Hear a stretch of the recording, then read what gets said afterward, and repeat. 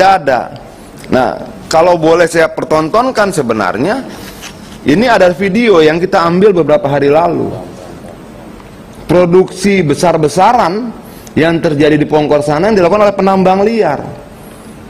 Dan yang kita dapat informasinya juga dilindungi oleh oknum-oknum Antam. Bagaimana langkah itu? Dulu sudah ada pembicaraan kita untuk dibersihkan. Pergantian dirut tidak terjadi pembersihan. Kalau boleh kita putar biar kita lihat sedahsyat apa sih Gurandil di sana. Saya minta 1 menit 2 menit pimpinan. Bisa?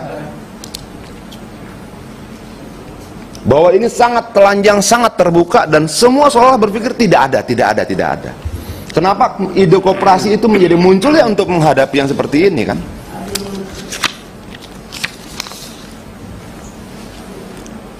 Nah, sampai hari ini ide koperasi itu hanya berhenti di wacana dan diskusi saya tidak berjalan.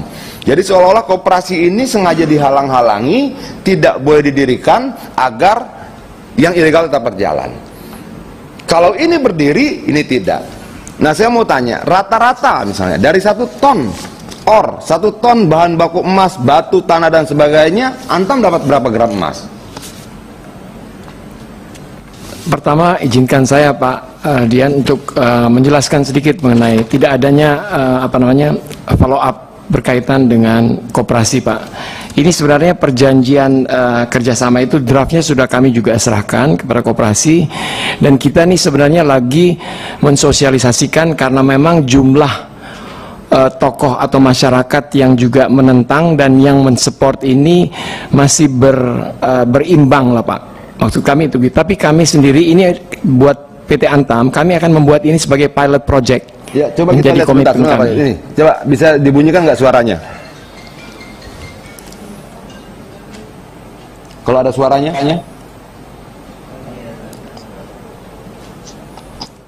Nah, ini pengolahan emas liar di sana, Pak Dirut. Kalau orang bilang saya nggak bisa nemukan, ini bohong.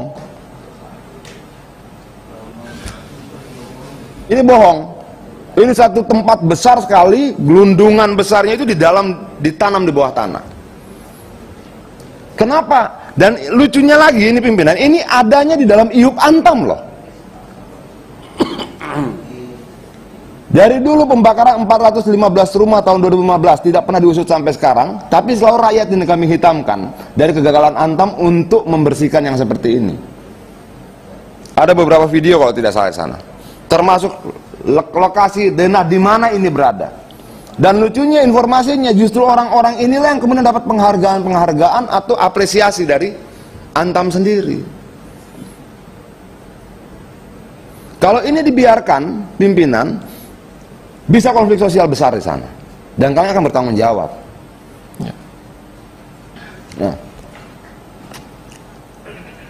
Nah, ini mesinnya banyak, besar sekali, melibatkan orang banyak. Adanya pengolahan itu dalam IUP Antam, bukan di luar loh. Jadi tanahnya diambil dari dalam IUP Antam, diolahnya dalam IUP Antam, dan Antam bilang tidak ada. Nah, ini kita dapatkan videonya berapa hari lalu. Ini itu tempat pengolahannya, dekat dengan kantor Antamnya. Nah, bagaimana rencana Dirut yang sekarang untuk membersihkan yang seperti ini? Apa langkahnya?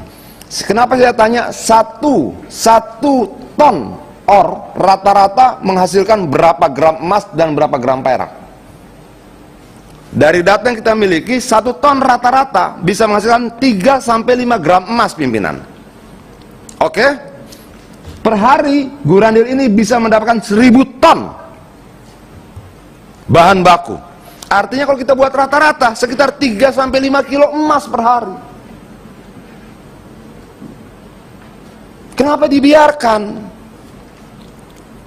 Teman masyarakat di sana minta, bagaimana kalau kita ngambil ornya, kita kelola, tapi emasnya kita jual ke Antam, seperti pola yang pernah terjadi di PT Timah.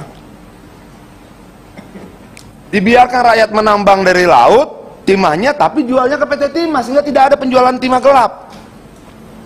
Nah, tawaran serupa mau dilakukan di Antam. Saya sudah sampaikan terbuka pada Presiden, Presiden setuju. Kita sampaikan pada Pak Erick Thohir, Pak Erick Thohir setuju. Kita sampaikan pada Menteri SDM, Menteri SDM setuju. Antam yang nggak berjalan. Nah saya mau nanya kenapa? Mungkin Pak Niko Kanter baru diangkat, sakitnya lama pula kan. Jadi agak gagap-gagap dia menjelaskan. Tapi maksud saya gini, dalam forum ini saya ingin menjelaskan pergantiannya juga berdampak panjang.